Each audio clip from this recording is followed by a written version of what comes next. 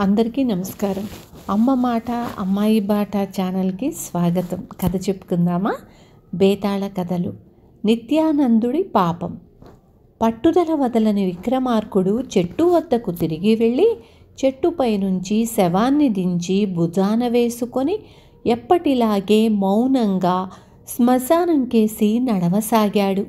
అప్పుడు శవంలోని బేతాళుడు, రాజా, నువ్వు ఇతరులకు మేలు చేయడం ద్వారా గొప్ప పుణ్యాత్ముడన్న కీర్తి గడించాలని ఇంతగా తాపత్రయపడుతున్నావేమో అన్న అనుమానం కలుగుతున్నది. ఎంత పుణ్యాత్ముడికైనా దైవేచ్ఛ తెలుసుకోవడం సాధ్యపడదు.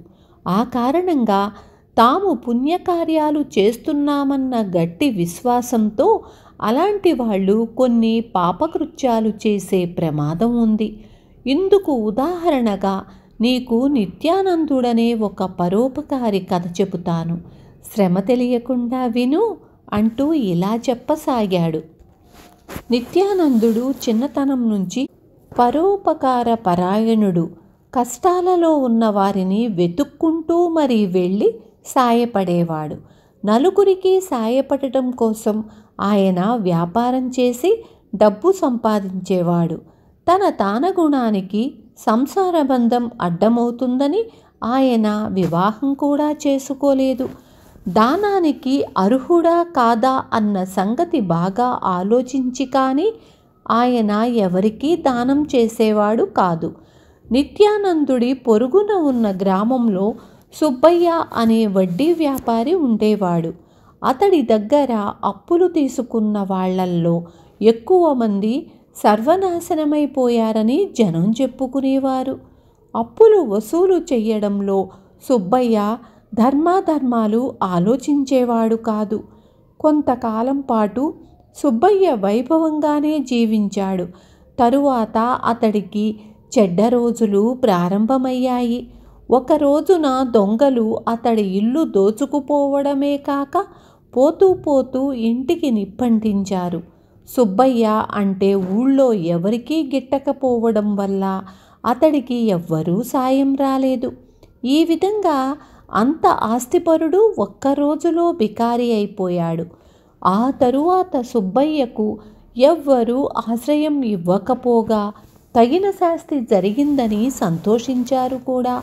దీనితో సుబ్బయ్యకు బుద్ధి వచ్చింది. ఇక ఆ ఊళ్ళో ఉండటానికి మొహం చెల్లక భార్యాబిడ్డలను తీసుకొని మరొక ఊరు వెళ్ళిపోయాడు. అక్కడ అతడు భార్యాబిడ్డలు కష్టించి పనిచేసి డబ్బు సంపాదించసాగారు. తన దగ్గర కొంత డబ్బు కూడితే తిరిగి ఏదైనా వ్యాపారం ప్రారంభించాలని సుబ్బయ్య ఆలోచన. అయితే అతడి దురదృష్టం కొద్దీ ఏనాడూ అతడి దగ్గర డబ్బు నిలవ ఉండేది కాదు. తిండి గింజల ధరలు పెరిగిపోవడమో, ఇంట్లో ఎవరికైనా జబ్బు చెయ్యడమో తరచూ జరుగుతూ ఉండేది. ఏదో దుష్టగ్రహం తనను పట్టి పీడిస్తున్నదని సుబ్బయ్య బాధపడేవాడు. ఒకనాడు ఆ ఊరుకు ఒక సాధువు వచ్చాడు. సుబ్బయ్య ఆయన దర్శనం చేసుకొని తన బాధలు వివరంగా చెప్పుకున్నాడు. నువ్వు చాలాసార్లు పేదవాళ్ల నోటి దగ్గర అన్నం కాజేశావు. అందువల్ల ఒకే సమయంలో 1000 మంది పేదలకు అన్నదానం చెయ్యి. దానితో నీకు పాప పరిహారమైపోతుంది. ఆ తర్వాత బుద్ధిగా బ్రతుకు అన్నాడు సాధువు.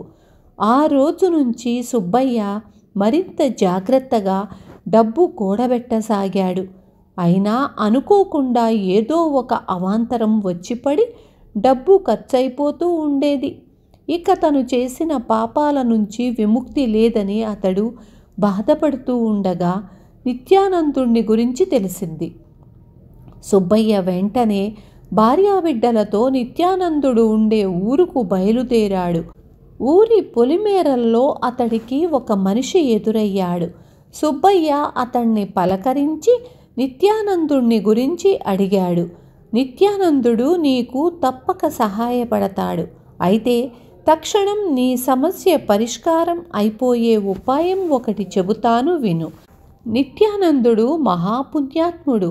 ఆయన ప్రతిరోజు దేవాలయంలో అడుగు పెట్టగానే ఎవ్వరూ వెలిగించనవసరం లేకుండానే దీపాలు వాటంతట అవే వెలుగుతాయి. ఆ మహానుభావుడికి పిలిచి భోజనం పెట్టావంటే అదే 1000 మంది పేదలకు అన్నదానం చేసిన ఫలితాన్నిస్తుంది అన్నాడా మనిషి. సుబ్బయ్య ఈ మాటలకు చాలా సంతోషిస్తూ ఊళ్ళోకి వెళ్ళి నిత్యానందుణ్ణి కలుసుకొని తను వచ్చిన పని చెప్పాడు. నీకు సాయపడేందుకు నాకెలాంటి అభ్యంతరమూ లేదు. కానీ నేనొక్కడే భోజనం చేస్తే అది 1000 మంది తిన్నదానికి సమానం ఎలా అవుతుంది? నేను సామాన్య మానవుణ్ణి, ఇలాంటి మూఢనమ్మకాలు పెట్టుకోకు అన్నాడు నిత్యానందుడు. మీరు పుణ్యాత్ములనడానికి సూచనగా గుడిలో దీపాలు వాటంతట అవే వెలగడమే. అలాగే ఇందుకు ఏదో ఒక నిదర్శనం కనపడకపోదు అన్నాడు సుబ్బయ్య. సుబ్బయ్య కుటుంబం ఆ ఊళ్ళో 4 రోజులు కష్టపడి డబ్బు సంపాదించి దానితో నిత్యానందుడికి ఘనమైన విందు భోజనం పెట్టారు. నిత్యానందుడి భోజనం అయ్యాక ఒక విచిత్రం జరిగింది.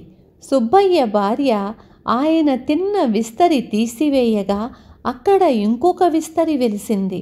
అలా ఒకదాని తరువాత ఒకటిగా మొత్తం 1000 విస్తళ్ళు వచ్చాయి. ఈ నిదర్శనం నిత్యానందుడికి కూడా ఆశ్చర్యం కలిగించింది. ఆయన తృప్తిగా అక్కడి నుంచి వెళ్ళిపోయాడు. సుబ్బయ్య కూడా ఈనాటితో తన కష్టాలు గట్టెక్కినట్లే అనుకున్నాడు. అయితే ఆ రోజు సాయంత్రం మరొక విచిత్రం జరిగింది. నిత్యానందుడు ఎప్పటిలాగే గుడికి వెళ్ళాడు. కానీ గుడిలో దీపాలు వాటంతటా అవి వెలగలేదు. ఈ సంగతి కూడా ఊరంతా ఆశ్చర్యంగా చెప్పుకున్నారు. నిత్యానందుడు చాలా కలవరపడ్డాడు. తన వల్ల ఏం పొరపాటు జరిగింది? ఆ రోజు నుంచి నిత్యానందుడి కారణంగా గుడిలో దీపాలు వెలగడం ఆగిపోయింది. నిత్యానందుడు తన పుణ్యాన్ని పోగొట్టుకున్నట్లు అంతా భావించారు. తను సుబ్బయ్యకు సాయపడినప్పటి నుంచి ఇలా జరుగుతున్నదని నిత్యానందుడు గ్రహించాడు. ఆయన ఒకనాడు ఇంట్లో దేవుడి విగ్రహం ముందు కూర్చొని, స్వామి, నా వల్ల ఏం అపరాధం జరిగింది? ఇంతకాలంగా నేను మంచివాళ్లకు చెడ్డవాళ్లకు కూడా సాయపడుతూనే ఉన్నాను. సుబ్బయ్య విషయంలో నేను చేసిన తప్పేమిటి? అతడు కొంతకాలం పాపపు జీవితం గడిపి ఇప్పుడు తప్పు తెలుసుకున్నాడు. అతడికి సాయపడటం తప్పవుతుందా అని ప్రశ్నించాడు. దేవుడి నుంచి ఎలాంటి జవాబు రాలేదు. నిత్యానందుడు పట్టుదలగా విగ్రహం ముందే కూర్చొని నేను చేసిన తప్పేమిటో చెప్పే వరకు అన్నపానాలు లేకుండా ఇక్కడే కూర్చుంటాను అన్నాడు. ఈ సంగతి విన్న ఊరి పెద్దలు సుబ్బయ్యను పిలిచి ప్రశ్నించారు. సుబ్బయ్య జరిగిందంతా చెప్పాడు. ఆ రోజే 1000 మంది పేదలకు అన్నదానం చెయ్యాలని ఊరి పెద్దలు నిశ్చయించారు. కానీ సుబ్బయ్య వాళ్లతో, ఇప్పుడు మీరు పేదలకు చెయ్యాలనుకుంటున్న అన్నదానం ఖర్చులు నావి. ప్రస్తుతానికి పేదవాణ్ణి, కానీ కష్టపడి క్రమంగా ఆ బాకీ తప్పక తీర్చుకుంటాను. నన్ను కనుకరించండి అన్నాడు. వాళ్ళు అందుకు ఒప్పుకున్నారు. 1000 మంది పేదలకు అన్నదానం జరిగింది. ఆ సాయంత్రం నిత్యానందుడి కారణంగా గుడిలో దీపాలు మళ్ళీ వెలిగాయి. ఆ తరువాత సుబ్బయ్య పరిస్థితి మెరుగయ్యింది.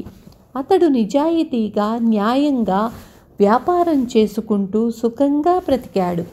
బేతాళుడు ఈ కథ చెప్పి, రాజా, అంత గొప్ప పుణ్యం మహత్తు కల నిత్యానందుడు సుబ్బయ్య ఇంట చేసిన ఒక్క పూట భోజనంతో వాటన్నింటినీ పోగొట్టుకోవడం ఏ కారణం వల్ల జరిగింది? సుబ్బయ్య చేసిన పాపాలు అతడికి సంక్రమించడం వల్లనా? అలా కాక ఇందుకు మరే ఇతర కారణాలైనా ఉన్నాయా? ఈ సందేహానికి సమాధానం తెలిసి కూడా చెప్పలేకపోయావో నీ తల బద్దలవుతుంది అన్నాడు. దానికి విక్రమార్కుడు, ఈ లోకంలో పుణ్యాత్ముల పుణ్యం ఎంత గొప్పదో ప్రజలు తెలుసుకునేందుకు దేవుడు కొన్ని అద్భుత శక్తులు వారికి ప్రసాదిస్తాడు. అందువల్ల వారిని ఆదర్శంగా పెట్టుకొని మరికొందరు పుణ్యకార్యాలు చేసే అవకాశం ఉంది. నిత్యానందుడు సుబ్బయ్యకు సాయం చెయ్యాలనుకోవడంలో తప్పు లేదు. కానీ కష్టపడి సంపాదించిన డబ్బుతో సుబ్బయ్య 1000 మంది పేదలకు అన్నదానం చెయ్యదలిచాడు. అయినా నిత్యానందుడి కారణంగా వాళ్లకు ఒక పూట భోజనం దొరికే అవకాశం పోయింది. ఆ పాప కారణంగానే అతడు గుడిలో అడుగుపెట్టగానే దీపాలు వెలగడం మానేశాయి. దానితో అతడికి తన తప్పేమిటో తెలిసి వచ్చింది అన్నాడు. రాజుకు ఈ విధంగా మౌనభంగం కలగగానే బేతాళుడు శవంతో సహా మాయమై తిరిగి చెట్టెక్కాడు. విన్నారు కదా. రేపు మళ్ళీ ఇంకొక మంచి కథతో మీ ముందుకొస్తాను. ఉంటాను.